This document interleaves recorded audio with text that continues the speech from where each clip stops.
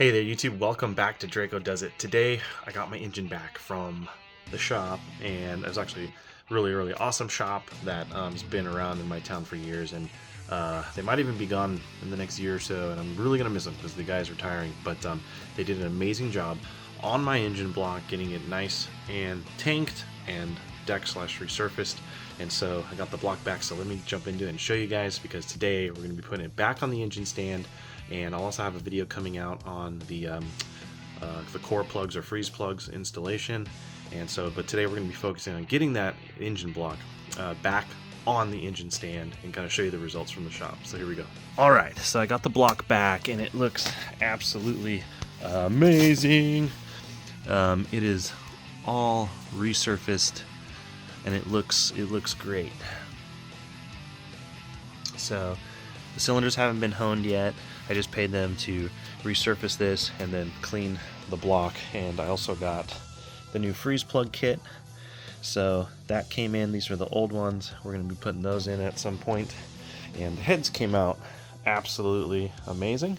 They look really good without damaging anything. I have them on a nice cotton cloth, but so they've been completely resurfaced, and I'm keeping them protected on this nice safe area. Trying to be really careful with this as I move it.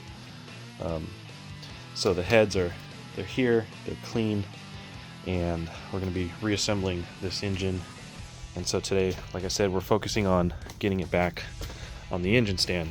And now, yes, I know my garage is a mess. Don't pay attention to it. So what happened was I had some bolts, and they were, you could see the dirt actually. It was threading into the block just barely, and I want to get more threads in, like about here, especially as the block is put together, because it's going to be very heavy. And you can see on these engine stands, it doesn't leave you a whole lot of room to get threads into the block unless you really research and get the right size. And what you want to do is get the bell housing bolts. So you want to get the right size for your bell housing bolts, and so that's where your transmission mounts up. These are your alignment pins for your transmission when you mount it on, and this is where you want. So the 4 points I'm using, you can use 4 points, is what you have on here. And what we're using is this one, and then the 2 alignment pinholes with big bolts going through there on this block. These didn't really line up well for me, so I'm using the 2 on each side, and so I needed to get 4 bolts that were long enough and that threaded in. And so the first bolts I used was obviously too short, and so I had to get some longer ones.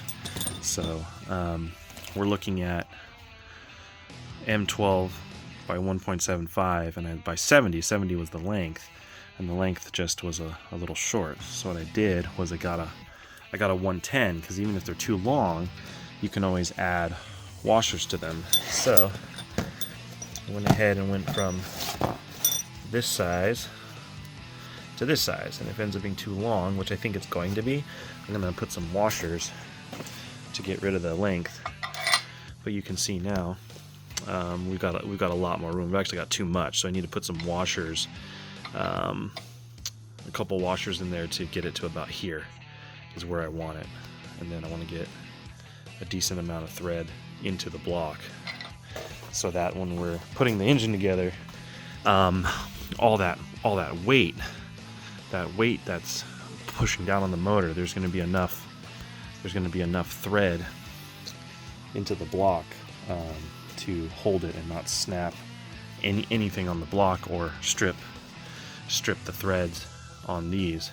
And you also want to make sure you get a really good grade, 10 if you can, 8.8 to 10 grade bolt, because you don't want these guys snapping off in your engine block and then having to fix it, or you don't want anything breaking. Now this is a cast iron block, so it's really strong, but you got to make sure you use the strong bolts, got enough thread in there, and this is all set up right.